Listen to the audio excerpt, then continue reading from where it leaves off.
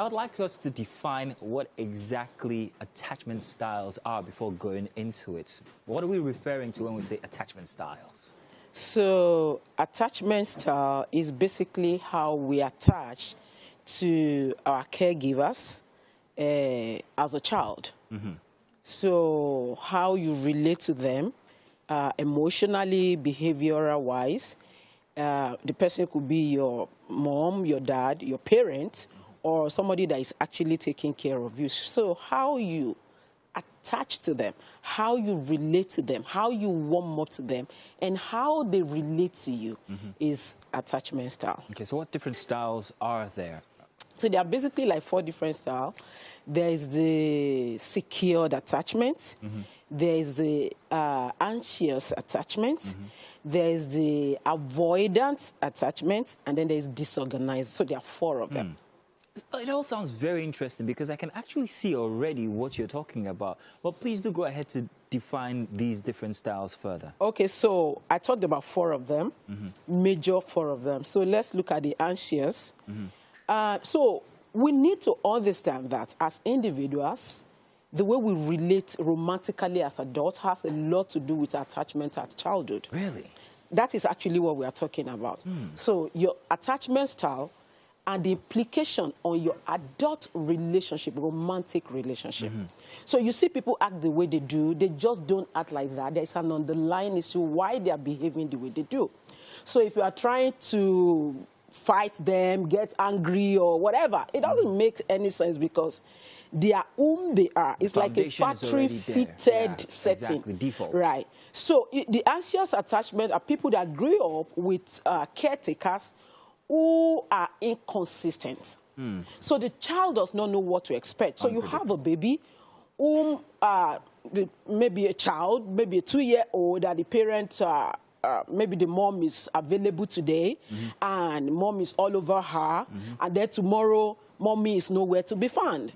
And then, or a father who is very nice and say, oh baby, my darling, carry the child, and then maybe something happened and the father just suddenly became a lion.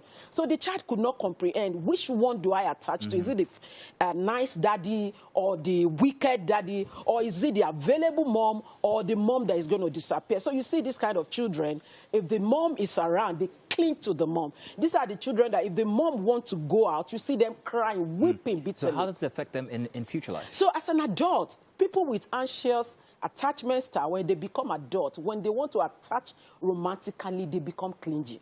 Oh. They are clingy. They are the people that... Oh, wow. Yeah, they are clingy. They are people that if they have a breakup, they can easily commit suicide. Oh, my goodness. Right. And they don't really know how to handle relationship. They don't know what to expect. They expect too much. They depend too much. Individuality is not easy for them. Okay. Yeah. Let me slow you down there, Doctor. Well, already I can see that we cannot exhaust these 4 types today. But I'm going to let us try. Let's move on to the next one now. Anxious relationship we just spoke about. What's the next one? The avoidance. Avoidance, please tell us. Avoidance is a parent that are not there. You know, for anxious, they are inconsistent. But for avoidant, they are not there. So they are busy, they are working. And the problem with this is we just do all of these things as parents. We don't even understand the implications. Yes. So for the avoidance, the parents are not there. So they take care of themselves right from childhood. And if you look around you, you see all of these things in Africa. We don't even take all of these things to cognizance. We just live our lives. Yeah. All of these things have implication on how we become as adults. So as an adult, an avoidant is very cold. They are the ones that are not so good with relationships. So you said they are very cold. They don't know how to love. They actually don't know how to because they were not used to it while they were growing up. So you are going to be in a relationship with this person. You say, you don't call me, you don't text me, and the person is wondering, like, I love you. Why should I text or call? You know. I feel like crying. In some funny way. It's deep, actually. You've just defined me. I'm sad. I've got tears in my eye. Oh, really? No, for real. I'm serious. I can't believe. It's okay to cry. No, here, no, on television.